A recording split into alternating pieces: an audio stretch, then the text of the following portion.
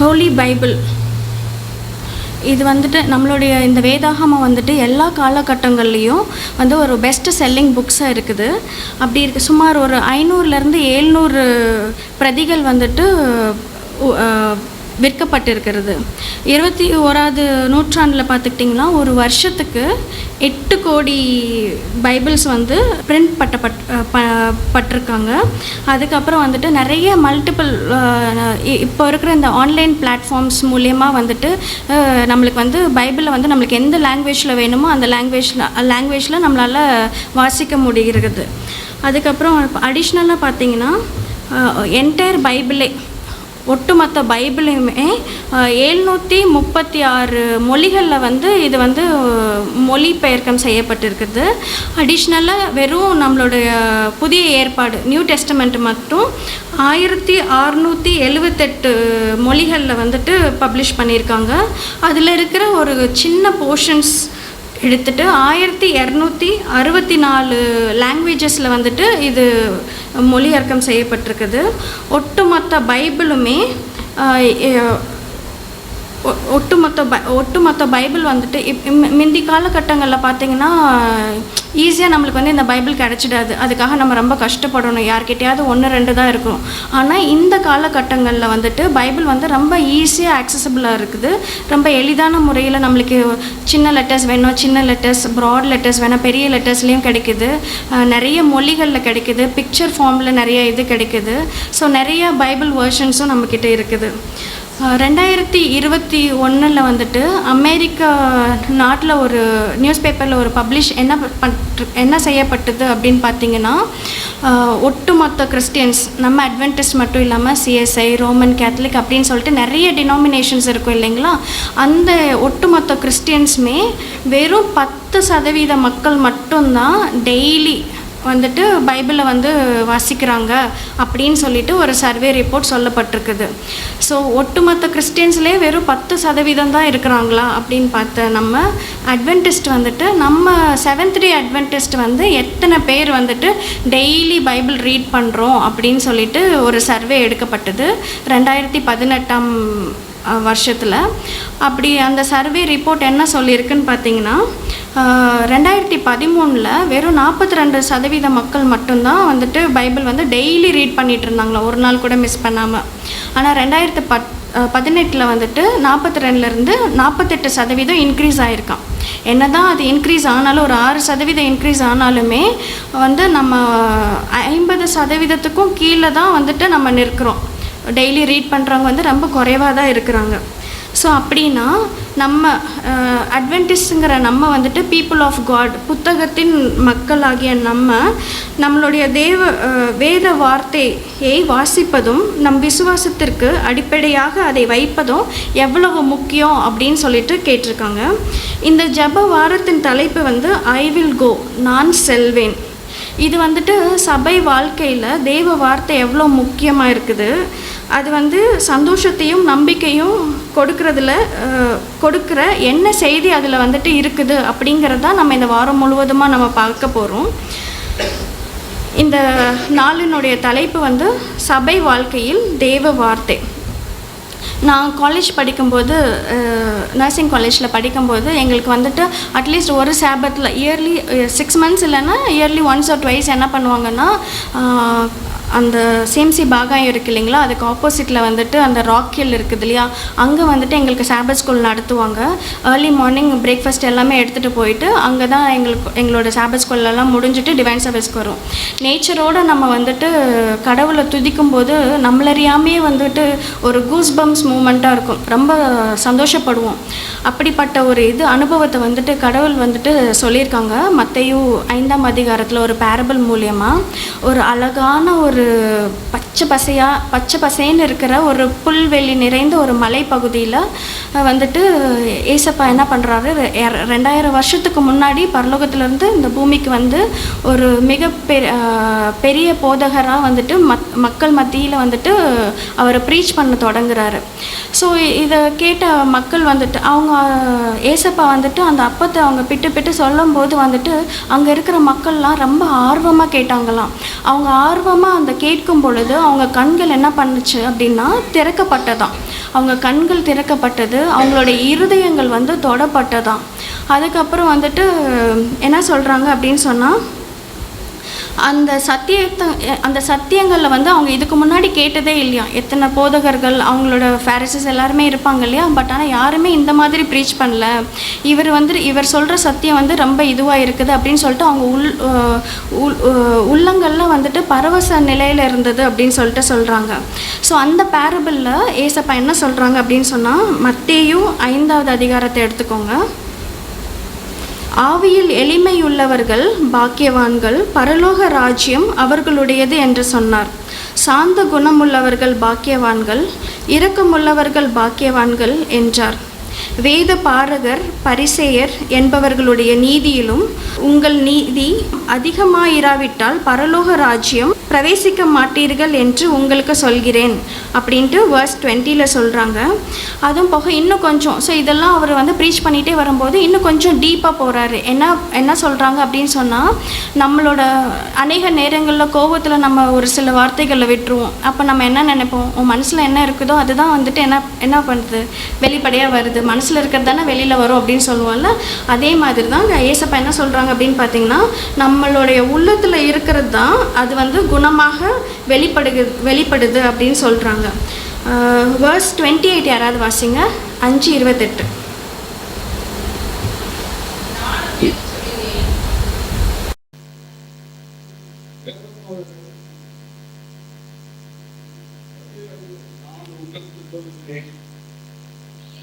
ஒரு ஸ்திரீயை இச்சையோடு பார்க்கிற எவனும் தன் இருதயத்தில் அவளோடு விபச்சாரம் செய்தாயிற்று. ஓகே, நம்ம வந்துட்டு நம்மளோட பார்வையில் கூட, நம்மளோட தாட்ஸில் கூட நம்ம என்ன பண்ணக்கூடாது, இச்சையாக பார்க்கக்கூடாது. அது வந்து நம்ம செய்ததுக்கு சமம் அப்படின்னு சொல்லிட்டு சொல்கிறாங்க. அதுக்கப்புறம் வேர்ஸ் 39 வாசிங்க, 39.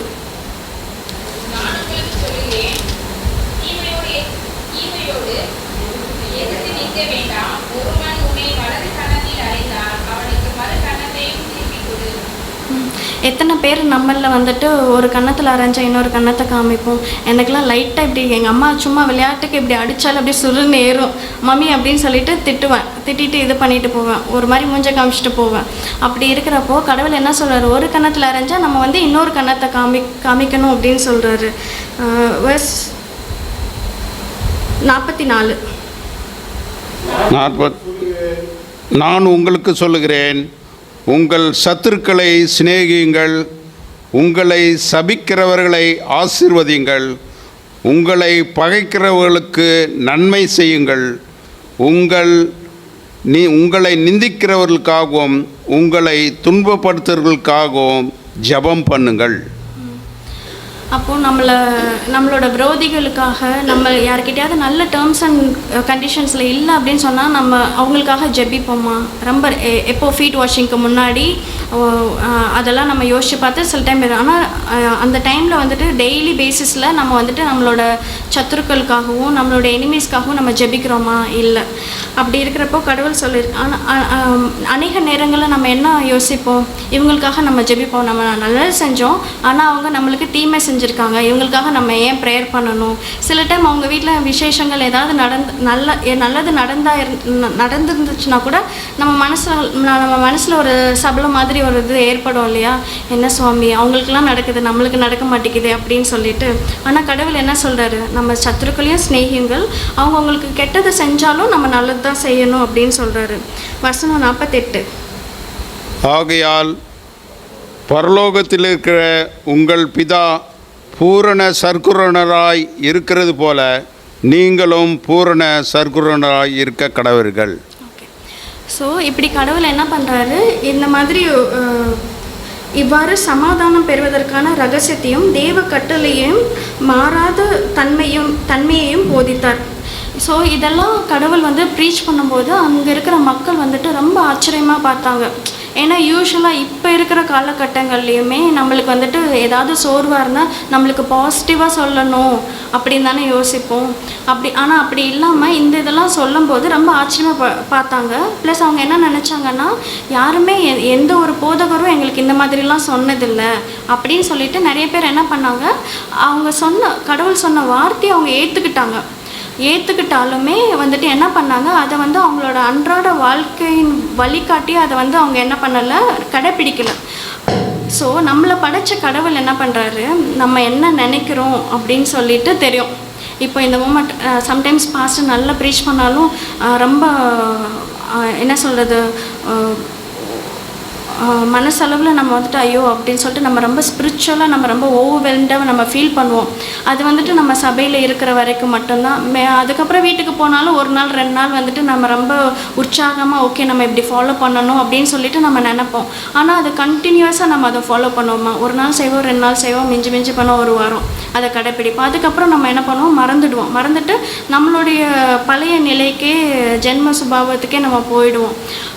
ஸோ கடவுள் வந்துட்டு நம்மளை படைச்சவர்னால ஸோ மக்கள் வந்துட்டு அதை வந்துட்டு கொஞ்சம் இதாக வந்துட்டு இது பண்ணுறாங்க அப்படின்னு சொல்லிட்டு அவங்களுடைய தயக்கத்தை உணர்ந்துட்டு கடவுள் வந்துட்டு ஒரு நல்ல ஒரு அழகான ஒரு எடுத்துக்காட்டு மூலியமாக வந்துட்டு அவங்களுக்கு வந்து சொல்கிறாங்க. என்ன சொல்கிறாங்கன்னு பார்த்தீங்கன்னா, மத்தேயு 7வது அதிகாரம் 24 27 வரைக்கும் யாராவது வாசிங்க. மத்தேயு 7 24 27. ஆகையால் நான் சொல்லிய இந்த வார்த்தைகளை கேட்டு இவைகளின்படி செய்கிறவன் எவனோ அவனை கன்மலையின் மேல் தன் வீட்டை கட்டின புத்தியுள்ள மனுஷனுக்கு ஒப்பிடுவேன். பெருமழை சொரிந்து பெருவெள்ளம் வந்து காற்று அடித்து அந்த வீட்டின் மேல் மோதியும் அது விழவில்லை. ஏனென்றால் அது கன்மலையின் மேல் அஸ்திபாரம் போடப்பட்டிருக்கிறது. நான் சொல்லிய இந்த வார்த்தைகளை கேட்டு இவைகளின்படி செய்யாதிருக்கிறவன் எவனோ அவன் தன் வீட்டை மணலின் மேல் கட்டின புத்தி இல்லாத மனுஷனுக்கு ஒப்பிடப்படுவான். பெருமழை சொரிந்து பெருவெள்ளம் வந்து காற்று அடித்து அந்த வீட்டின் மேல் மோதின போது அது விழுந்து முழுவதும் அழிந்தது என்றார். ஓகே, ஏசப்பா இந்த பிரசங்கத்தை வந்துட்டு அவங்க சொல்கிறதுக்கு போதிக்கிறதுக்கு முன்னாடியே ஏசாயா தீர்க்கதரிசி வந்துட்டு ஏசாயா 40வது அதிகாரம் 8வது வசனத்தில் சொல்லியிருக்காரு. பல நூற்றாண்டுகளுக்கு முன்னதாகவே என்ன சொல்லியிருக்காருன்னு பார்த்தீங்கன்னா, நமது தேவனுடைய வசனமோ என்றென்றைக்கு நிலைத்து நிற்கும். ஸோ கடவுளோட வார்த்தை வந்துட்டு எப்பயுமே வந்துட்டு நிலச்சி நிற்கும், அது வந்து மாறாது, அது அழிந்தும் போகாது அப்படின்னு சொல்லியிருக்காரு. ஸோ இதை ஏசாயா தீர்க்கதரிசி சொன்ன இதை வச்சு பேதுரு வந்துட்டு அதை மேற்கோள் காட்டி 1 பேதுரு 1:25 என்ன சொல்லியிருக்காருன்னு பார்த்தீங்கன்னா, கர்த்தருடைய வசனமோ என்றென்றைக்கும் நிலைத்து நிற்கும், உங்களுக்கு சுவிசேஷமாய் அறிவிக்கப்படுகிற வசனம் இதுவே அப்படின்னு சொல்லியிருக்கிறாங்க. இந்த உலகத்தில் தேவ வார்த்தை மட்டும்தான் என்ன பண்ணாது, மாறவே மாறாது. நியாய தீர்ப்பின் மகத்தான நியதிகளும் அவருடைய நியாய தீர்ப்பின் மகத்தான நியதிகளும் மாறாது. கடவுளோட இயல்பான ஒரு இதை வந்துட்டு அவரோட மலை பிரசங்கத்தில் வந்துட்டு நம்மளுக்கு காட்டி கொடுத்துருக்காரு. கிறிஸ்து பேசின வார்த்தைகளில் புதைந்திருந்தன, அவற்றின் மேல் கட்டுகிற எவனும் யுகங்களில் கற்பாறையாகிய கிறிஸ்துவின் மீது கட்டுகிறான். இவ்வாறு அவரது வார்த்தைகளை ஏற்றுக்கொள்கிறவர்கள் மட்டுமே அவர் மீது கட்டுகிறார்கள். ஸோ கடவுளுடைய வார்த்தை நம்ம வந்துட்டு ரொம்ப அற்பமாக எண்ணாதபடி அதை ரொம்ப ஸ்ட்ராங்காக நம்ம வந்துட்டு பிலீவ் பண்ணி அது வந்து கேட்டுட்டு மட்டும் இல்லாமல் நம்மளோட வாழ்க்கையிலும் அதை என்ன பண்ணணும், நம்ம வந்து அதை கடைப்பிடிக்கணும் அப்படின்னு அப்போனா தான் நம்மளும் எப்பயுமே கடவுளுக்குள்ளே நிலச்சிருக்க முடியும் அப்படின்னு சொல்லிட்டு சொல்கிறாங்க. ஸோ இந்த சபை வாழ்க்கையில் ஒரு 4 விஷயங்கள் இருக்குது நம்ம நிலச்சிருக்கிறதுக்கு. ஒன்று வந்துட்டு நம்மளுடைய இது வந்துட்டு ஃபவுண்டேஷன் எதில் இருக்கணும், கடவுளோட வார்த்தை மேலே ஒரு என்ன சொல்கிறது, கற்பாறையின் மேல் கட்டினது போல் நம்மளுடைய இது பேஸ்மெண்ட் வந்து கடவுளோட இதில் இருக்கணும். ரெண்டாவதாக பார்த்திங்கன்னா வேதாகமம் அடிப்படையானது, ஸ்கிரிப்சர் தான் நம்மளுடைய இது வந்து பேஸ்மெண்ட்டாக இருக்குது, அதுதான் நம்மளோட ஃபவுண்டேஷன் அப்படின்னு சொல்லியிருக்கிறாங்க. இது ஏசப்பா வந்துட்டு சபையை கெட்டும்போது இது நம்மளோட இந்த பரிசுத்த வேதாகமத்தை தான் அடித்தளமாக வச்சு சபையை வந்து கெட்டுறாரு. அதை தான் நம்மளுக்கு எப்பயுமே சுட்டி காட்டிகிட்டு இருக்காரு. என்ன சொல்கிறாரு அப்படின்னு பார்த்தீங்கன்னா, நாம் கட்ட வேண்டிய அடித்தளம் தேவ வார்த்தை என்பதை ஆரம்ப முதலிலே கிறிஸ்து சுட்டி காட்டினார். ஏசாயா 40:8 புல் உலர்ந்து பூ உதிரும், நமது தேவனுடைய வசனமோ என்றென்றைக்கும் நிற்கும் அப்படின்னு சொல்லிட்டு சொல்கிறாங்க. இது வந்து ரொம்ப உண்மையானது அப்படின்னு சொல்லிட்டு நம்ம ஹிஸ்ட்ரியை நம்ம புரட்டி பார்க்கும்போது நம்மளோட முன்னோர்களும் அதுதான் சொல்லியிருக்கிறாங்க.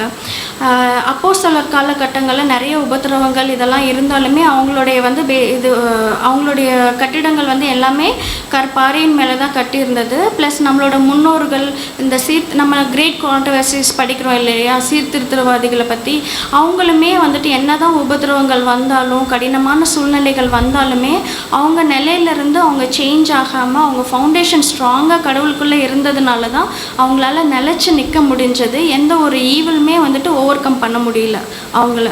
ஸோ இந்த இதில் பார்த்திங்கன்னா 19ஆவது நூற்றாண்டில் வந்துட்டு வில்லியம் மில்லரை பற்றி நம்ம ஆல்ரெடி படிச்சிருப்போம் இல்லையா. ஸோ அவர் வந்துட்டு ரொம்ப பயபக்தியாக வந்துட்டு கடவுளோட வசனங்களை வந்துட்டு வாசிக்கும்போது அப்போ தான் அவருக்கு புரியுது. ரொம்ப இது படிக்கும்போது என்னன்னா கடவுளோட வருகை வந்துட்டு மிக சமீபமாக இருக்குது. அதை புரிஞ்சுக்கிட்ட அவர் தானியல் தீர்க்க தரிசன புத்தகத்தின் மூலியமாக வந்துட்டு அந்த தீர்க்க தரிசனங்கள் எல்லாத்தையுமே ப்ரீச் பண்ணுறாரு. இது மாதிரி ஏசப்பா வந்து சீக்கிரமாக வரப்போகிறாரு, சீக்கிரமாக மனம் திரும்புங்க, நம்ம வந்துட்டு அவரோட வருகைக்கு வந்துட்டு இது பண்ணணும், நம்மளே தயார்படுத்திக்கணும் அப்படின்னு சொல்லிட்டு ப்ரீச் பண்ணுறாரு. அப்புறம் வந்துட்டு என்ன நடக்குது, கிரேட் டிஸப்பாயின்மெண்ட் ஆகுது. அந்த சொன்ன நாளில் வந்துட்டு ஏசப்பா வராததுனால அவங்களுக்கு என்ன ஆகுது, ரொம்ப என்ன ஏசப்பா இப்படி ஆயிடுச்சு அப்படின்னு சொல்லிட்டு அவங்க தளர்ந்து போகிறாங்க. தளர்ந்து போனாலுமே அது வந்து ஒரு பிட்டர் எக்ஸ்பீரியன்ஸாக மாறுது. ஆனாலும் வெளிப்படுத்தல் 10:8-11 யாராவது வாசிங்க. வெளிப்படுத்தல் 10ஆம் அதிகாரம் 8-11. நான் வானத்திலிருந்து பிறக்க கேட்ட சத்தம் மறுபடியும் என்னோடே பேசி, சமுத்திரத்தின் மேலும் பூமியின் மேலும் நிற்கிற தூதனுடைய கையில் இருக்கும் திறக்கப்பட்ட சிறு புஸ்தகத்தை நீ போய் வாங்கிக்கொள் என்று சொல்ல நான் தூதனிடத்தில் போய் அந்த சிறு புஸ்தகத்தை எனக்கு தாரும் என்றேன். அதற்கு அவன், நீ இதை வாங்கி புசி, இது உன் வயிற்றுக்கு கசப்பாய் இருக்கும், ஆகிலும் உன் வாய்க்கு இது தேனை போல மதுரமாய் இருக்கும் என்றார். நான் அந்த சிறு புஸ்தகத்தை தூதனுடைய கையிலிருந்து வாங்கி அதை புசித்தேன். என் வாய்க்கு அது தேனை போல மதுரமாய் இருந்தது. நான் அதை புசித்த உடனே என் வயிறு கசப்பாயிற்று. அப்பொழுது அவன் என்னை நோக்கி, நீ மறுபடியும் அநேக ஜனங்களையும் ஜாதிகளையும் பாஷைக்காரரையும் ராஜாக்களையும் குறித்து தீர்க்க தரிசனம் சொல்ல வேண்டும் என்றான். அது என்ன தான் பிட்டர் எக்ஸ்பீரியன்ஸாக இருந்தாலும் கடவுள் வந்துட்டு என்ன சொல்கிறாரு, அதோடு நிற்காதீங்க, என்னோட வருகை பற்றி எல்லா ஜனங்களுக்கும் ஜாதிகளுக்கும் பாஷைக்காரருக்கும் ராஜ்யங்களை குறித்தும் தீர்க்க தரிசனம் சொல்ல வேண்டும் அப்படின்னு சொல்லிட்டு சொல்கிறாரு. ஸோ ஃபஸ்ட்டு வந்துட்டு நம்மளோட ஃபவுண்டேஷன் எதில் இருக்கணும், நம்ம பில்டிங் எதில் கட்டணும், ராக்கில் கட்டணும், கற்பாறை மேலே கட்டணும். அதுக்கப்புறம் வந்துட்டு வேதாகமம் தான் நம்மளுடைய அடிப்படையாக இருக்குது. மூணாவது பார்த்துக்கிட்டிங்க அப்படின்னா விசுவாசத்தின் உறுதியான வெளிச்சம், a firm foundation of faith. So நம்மளோட முன்னோர்கள்லாம் நம்மளோட இந்த நம்மளோட கர்த்தருடைய வேத வார்த்தையை தான் ஒரு ஸ்ட்ராங் ஃபவுண்டேஷனாக வச்சுருந்தாங்க. தேவன் தம் வார்த்தையின் மூலமாகத்தான் தொடர்ந்து பேசினார் என்பதை நம்பின ஆரம்ப கால அட்வென்டிஸ்ட் விசுவாசிகள் தொடர்ந்து தேவ வார்த்தையை ஊக்கத்தோடு ஆராய்ந்தார்கள். இந்த கிரேட் டிஸப்பாயின்மெண்ட்டுக்கு அப்புறம் கூட என்ன பண்ணுறாங்க அப்படின்னு சொன்னால், அவங்க வந்துட்டு சோர்ந்து போகாமல் என்ன பண்ணுறாரு, கடவுள் வந்துட்டு அவரோட வார்த்தை மூலமாக தான் நம்மக்கிட்ட இன்னும் பேசிக்கிட்டு இருக்காரு அப்படின்னு நம்பினவங்க என்ன பண்ணுறாங்க, ஒரு சில மக்கள் மாத்திரம், ஒரு சின்ன குரூப் மாத்திரம் என்ன பண்ணுறாங்க, டெய்லி வந்துட்டு வேதத்தை புரட்டி வந்துட்டு அவங்க ஆராய்ந்து படிக்கிறாங்க. அப்போ வந்துட்டு நான் எலன் ஒயிட் அம்மையார் என்ன சொல்கிறாங்களோ, நான் அந்த குரூப்பை நான் மீட் பண்ணேன், அவங்கக்கிட்ட நான் டைம் ஸ்பெண்ட் பண்ணேன், அவங்க கூட சேர்ந்து படிக்கிற அனுபவம் எனக்கு கிடச்சிருந்துச்சு. நான் இந்த இதை பேசேஜை நான் வாசிச்சுட்டு இருக்கும்போது எனக்கு ஒன்று தான் ஸ்ட்ரக் ஆச்சு. நம்ம அந்த மாதிரி ஆர்வமாக நம்ம கடவுளோட வார்த்தையை படிக்கிறோமா அப்படின்னு கேட்டிங்கன்னா இல்லை. பர்சனலாக எனக்கு அது இல்லை அப்படின்னு யோசித்தேன். காலேஜ் படிக்கும்போது ஃபஸ்ட் இயரில் எங்களுக்கு மொபைல் அலௌடு இல்லை, செகண்ட் இயர் சீனியர் ஆகிட்டதுக்கப்புறம் மொபைல் அலௌடு இல்லையா. ஸோ அப்போ தான் இந்த யூடியூப்பு ஆன்லைன் இதெல்லாம் ரொம்ப இதுவாக வந்தது. அதுவும் இல்லாமல் காலேஜில் ரொம்ப காட்டு தீ மாதிரி என்ன பரவுச்சு அப்படின்னு சொன்னிங்கன்னா, கொரியன் ட்ராமாஸ் அப்படின்னு சொல்லிட்டு ஒரு வெப் சீரிஸ் வரும். ஸோ எல்லார்கிட்டையும் அதை பற்றி ஃபஸ்ட்டு எனக்கு அது என்ன ஏதுன்னு தெரியாது. ஸோ என்னோடய ரூம்மேட்ஸ் பார்த்திங்கன்னா எல்லாருமே அந்த வெப் சீரிஸாக பார்த்துட்டு இருந்தாங்க. ஸோ ஒரு நாள் ஆக்சிடெண்ட்டில் எனக்கும் ஷேர் பண்ண, நம்மளுக்கு சம்டைம்ஸ் போர் அடிக்கும், ஏன்னா பேரண்ட்ஸ் அவ்வளோ ஃப்ரீக்வெண்ட்டாக வரமாட்டாங்க இல்லையா. ஸோ எங்கள் அம்மா வராத டைமில் போர் அடிக்குதுன்னு சொல்லிட்டு நான் என்ன பண்ணேன், இந்த படங்களை பார்க்க ஆரம்பித்தேன். ஒரே ஒரு சீரீஸ் ஆரம்பித்தேன். அதை டோட்டலாக ஒரு 40 எபிசோட்ஸ் இருக்கும். அந்த 40 எபிசோட்ஸுமே ஒரு எபிசோட் ஒரு மணி நேரம் போயிட்டுருக்கும். அதை அந்த கொரியன் லாங்குவேஜ் என்ன இதுன்னு சொல்லிட்டு நம்மளுக்கு தெரியாது, கீழே சப்டைட்டில்ஸ் மட்டும் வரும். அதை வச்சு தான் அந்த படம் போகிறதும் பார்க்கணும், ப்ளஸ் அந்த டைட்டிலும் நம்ம வாசிச்சுட்டு தான் நம்ம புரிஞ்சுக்குவோம். அப்படி இருக்கிறச்ச ஒரு இதை பார்த்துட்டு என்னால் விட முடியல. அடுத்து என்ன நடக்கும்னு சொல்லிட்டு நைட்டு ஃபுல்லாக தூங்கவே மாட்டேன். அடுத்த நாள் நான் என்ன பண்ணணும், காலேஜுக்கு போகணும், என்னோடய அசைன்மெண்ட்ஸ்லாம் நான் முடிச்சிருக்கணும், அதை எதுவுமே நான் முடிச்சிருக்க மாட்டேன். ஐயோ அப்படின்னு சொல்லிட்டு கடைசி நிமிஷத்தில் தான் நான் எழுதேன். மேம்ஸ் வரதுக்கு முன்னாடி ஒரு 5-10 மினிட்ஸ் இருக்கும்ல, அப்போது ஃப்ரெண்ட்ஸ் கிட்ட நோட்டு வாங்கிட்டு கடன்னு பார்த்து எழுதி முடிச்சிடுவோம். ஆனால் இந்த வெப் சீரிஸ்க்கு மற்ற கெட்ட விஷயங்களுக்கு நம்ம ஆர்வம் காட்டுறது மாதிரி நம்ம கடவுளுடைய வார்த்தைக்கு ஆர்வமாக இருக்கிறோமா அப்படின்னு நான் இதை வாசிக்கும் போதே கேட்டுக்கிட்டேன். அந்த ஆர்வம் ஏன் நம்மளுக்கு வர மாட்டேங்குது? அப்போது அம்மையார் என்ன சொல்கிறாங்களா, அந்த கிரேட் டிசப்பாயின்மெண்ட்டுக்கு அப்புறமா ஒரு சின்ன கூட்டம் தான் அது ரொம்ப ஆர்வமாக டே அண்ட் நைட் அவங்க வாசிப்பாங்களாம். ஸோ எனக்கு எப்படி இந்த வெப் சீரிஸ் மூலயமா ஆர்வமாக இருந்தேனோ அதே மாதிரி கடவுளோட மக்கள் என்ன பண்ணியிருக்காங்க, டே அண்ட் நைட் அதை புரட்டி ஒரு இன்ட்ரெஸ்டிங்காக இருந்தால் நம்ம அதை விட மாட்டோம் இல்லையா, அதே மாதிரி அவங்க வாசிச்சுட்டே இருந்திருக்காங்க அவங்களுக்கு புரிகிற வரைக்கும். சில சமயங்கள் எங்களால் முடியல, எனக்கு என்ன தான் வாசித்தாலும் எங்களுக்கு புரிய மாட்டேங்குது அப்படின்னு நினைக்கிற சமயங்களில் என்ன நடக்கும் அப்படின்னு பார்த்தீங்கன்னா, அம்மையாரும் அதில் இருக்கிறாங்கள அந்த குரூப்பில். அப்போ ஆவியானவர் அம்மையாரை எடுத்துக்கிடுவாங்களாம். அப்போ தான் அவங்களுக்கு அந்த தரிசனம் வருமா. ஸோ அவங்களுக்கு புரியாததை கடவுள் அவங்களுக்கு புரிய வைப்பாராம், உணர்த்துவாராம். அப்படி தான் நிறைய புக்ஸ் இதெல்லாம் எழுதுனாங்க, நிறைய இன்டர்பிரிட்டேஷன்ஸும் அம்மையார் எழுதியிருக்காங்க. ஸோ அவங்க என்ன சொல்கிறாங்கன்னா, அந்த தரிசனங்களுக்கு அப்புறமா நார்மலாக அவங்க படிக்கும்போது கூட எனக்கு அந்த இது என்னால் அதை புரிஞ்சிக்க முடியாது. இதுலேருந்து என்ன தெரியுதுன்னா, இது நான் சொந்தமாக எழுதலை, இந்த இன்டர்பிரிட்டேஷன்ஸ்லாம் நான் சொந்தமாக எழுதலை, ஆவியானவரின் மூலமாக தான், அவரோட இது தூண்டுதல் மூலமாக தான் நான் இதெல்லாம் எழுதுனேன் அப்படின்னு சொல்லியிருக்கிறாங்க. இப்போ என்ன சொல்கிறாங்கன்னா, அந்த சிறு கூட்டம் வளர்ந்து அவர்கள் தொடர்ந்து வேதாகம தீவிரமாக ஆராய்ந்த போது பரிசுத்த ஸ்தல சுத்திகரிப்பு வெளிப்படுத்துதல் புஸ்தகத்தில் 14வது அதிகாரத்தில் 3 தூதர்களுடைய செய்திகள், 7ஆம் நாள் ஓய்வு நாளின் போன்ற அடிப்படை கோட்பாடுகளை கண்டு கொண்டார்கள். ஸோ அவங்களோட ஹோலி ஸ்பிரிட்டோட இன்ஃப்ளூயன்ஸ்னால இவங்க இத்தனை புக்ஸ் எல்லாம் எழுதுனாங்க அப்படின்னு சொல்கிறாங்க. 4வதாக பார்த்துக்கிட்டிங்கன்னா, வழிகாட்டுகிற வெளிச்சம். எத்தனை பேர் நம்ம பீச்சுக்கு லைட் ஹவுஸ்லாம் பார்த்துருக்கோம்? யாராவது லைட் ஹவுஸ் பார்த்துருக்கீங்களா? பார்த்துருக்கோம். ஸோ லைட் ஹவுஸோட மெயின் பர்பஸ் என்ன? லைட் ஹவுஸோட மெயின் செயலர் கப்பல்லாம் வருது அந்த கரை எதுன்னு சொல்லிட்டு அந்த ஒரு சின்ன வெளிச்சத்தின் மூலமாக எவ்வளோ தூரமாக இருந்தாலும் அந்த கப்பல் அதை நோக்கி இது வரும். அது ஒரு கைடன்ஸ் மாதிரி தான். அதே மாதிரி தான் அம்மையார் என்ன சொல்கிறாங்கன்னா, நம்மளுடைய 7th டே அட்வென்டிஸ்ட் இயக்கமானது ஆரம்பம் முதலே வேதாகமத்தை தான் அடிப்படையாகவும் வழிகாட்டுகிற வெளிச்சமாகவும் கொண்டிருந்தது. சத்தியமானது தொடர்ந்து வெளிப்படும். ஸோ இப்போ வர காலகட்டங்களில் நிறையா நம்மளோட வெளிச்சம் எது? நம்மளோட வெளிச்சம் தேவனுடைய வார்த்தை. தேவனுடைய வார்த்தை எதில் இருக்குது? பைபிளில் இருக்குது. ஸோ நம்ம இந்த பைபிளில் டெய்லி ரொம்ப ஒரு ஆர்வத்தோடு படித்தா மட்டும்தான் ஹோலி ஸ்பிரிட்டோட இன்ஃப்ளூயன்ஸ்னால மட்டும்தான் நம்மளால் அதை புரிஞ்சுக்க முடியும், அதன்படி நம்மளால் நடக்க முடியும். இந்த பேஸ்மெண்ட் நம்மளுக்கு இல்லை. இந்த பைபிள் வந்து நம்மளுக்கு ஒரு லைட் ஹவுஸாக நம்மளோட இது வந்து வெறும் கடவுளை பற்றி அறியறதுக்கு மட்டும் இல்லை, நம்மளுடைய அன்றாட வாழ்க்கையில் கூட நிறைய விஷயங்களில் நல்ல விஷயங்களில் நம்மளால் கற்றுக்க முடியும், ஒழுக்கமான பாதையில் நம்மளால் வாழ முடியும். ஸோ நிறைய விஷயங்களில் வந்து பைபிள் வந்து நம்மளுக்கு ஹெல்ப் பண்ணுது. ஸோ இந்த பைபிளை நம்மளுடைய லைட் ஹவுஸாக அந்த வெளிச்சமாக நம்ம பின்பற்றலை அப்படின்னு சொன்னால் இந்த கடைசி காலகட்டத்தில் நிறைய போதகர்கள் எழும்புவாங்க. என்ன சொல்லுவாங்க, அவங்களுக்கு என்ன புரிஞ்சிச்சோ அதன் அடித்தளமாக வச்சுக்கிட்டு நம்மளுக்கு வந்துட்டு ப்ரீச் பண்ணுவாங்க. என்ன சொல்கிறது, அவங்களுக்கு புரிஞ்சதை வச்சு நம்மளுக்கு வந்து தப்பாக ப்ரீச் பண்ணுவாங்க.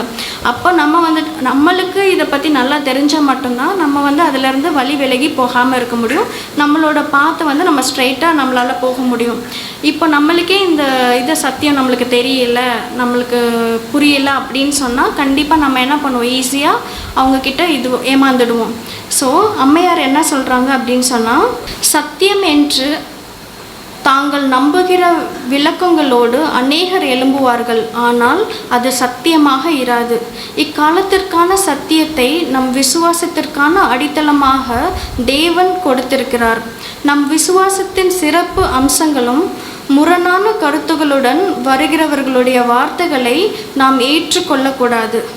அவர்கள் ஒரு சில வசனங்களை சேர்த்து கொண்டு தாங்களே உருவாக்கின கருத்துக்களுக்கு ஆதாரமாக குவிக்கிறார்கள். தேவ வசனங்கள் தேவ வார்த்தையாக இருக்கிறது. அவற்றை மதிக்க வேண்டும். அவற்றை பயன்படுத்தும் போது தேவன் ஏற்கனவே நிலைநிறுத்தியுள்ள தூணை அசைக்கிறதென்றால் அது மிக பெரிய தவறு. ஸோ நம்மளோட ஃபவுண்டேஷன் வந்துட்டு எதுவாக இருக்குது, கடவுளோட இந்த ஸ்கிரிப்சர்ஸாக இருக்குது, கடவுளோட வார்த்தையாக இருக்குது, வசனமாக இருக்குது. ஸோ இப்போ நம்ம ஒரு பில்டிங் கட்டும்போது ஒரு 4 பில்லர்ஸ் தான் அந்த பில்டிங்க்கே ஒரு ஸ்ட்ராங் ஃபவுண்டேஷன் கொடுக்குதுன்னா, அந்த ஒரு பில்லர் நம்ம எடுத்துட்டோம் அப்படின்னு சொன்னால் என்ன ஆகும், ஒரு சரிவு ஏற்படும். அதே மாதிரி என்ன பண்ணணும்னா, நம்ம வந்துட்டு அவங்க சொல்கிற இதை கேட்டுட்டு நம்ம வந்துட்டு அதில் மூழ்கிடாதபடி நம்ம ஃபவுண்டேஷன் நம்ம ஸ்ட்ராங்காக இருந்தால் மட்டும்தான் அவங்களால அந்த பில்லர்ஸை வந்துட்டு என்ன பண்ண முடியாது, அசைக்க முடியாது. ஸோ நம்மளோட ஃபவுண்டேஷனில் நம்ம ஸ்ட்ராங்காக இருக்கணும் அப்படின்னு சொல்லிட்டு சொல்கிறாங்க. கடைசியாக ஒரு சின்ன பேசேஜ் மட்டும் நான் வாசிச்சிடுறேன். வேதாகமம் தேவனுடைய ஜீவ வார்த்தை, அது சபையின் அடித்தளம், நம் விசுவாசத்திற்கும் நடத்தைக்கும் வழிகாட்டியாக உள்ளது. அது தேவ சித்தத்தை வெளிப்படுத்துகிறது. நம் வாழ்வின் எல்லா அம்சங்களிலும் பயன்படுத்தக்கூடிய பாடங்களை போதிக்கிறது. நம் அதிகாரப்பூர்வ வேத ஆராய்ச்சியின் வழிமுறைகளை ஆவணம் விளக்குவது போல நாம் ஆராய்கிற வேத பகுதியின் எளிய தெளிவான பொருளை புரிந்து கொள்ள முயல வேண்டும். வேதாகமம் இயேசு கிறிஸ்துவின் வெளிப்பாடு. உலகம் முழுவதிலும் கடும் நெருக்கடி காணப்படுகிற இந்த காலகட்டத்தில் சுவிசேஷத்தை இறுதியாக அறிவிக்கும்படி இந்த ஜெப வாரம் நம்மை அழைக்கிறது. நிச்சயமாகவே இயேசு சீக்கிரம் வருகிறார். உலகத்திற்கு அதிகம் தேவைப்படுகிற தேவ வார்த்தையை நாம் போய் பகிர்ந்து கொள்வதற்கு தேவன் நம்மை ஆசீர்வதிப்பாராக. ஆமேன்.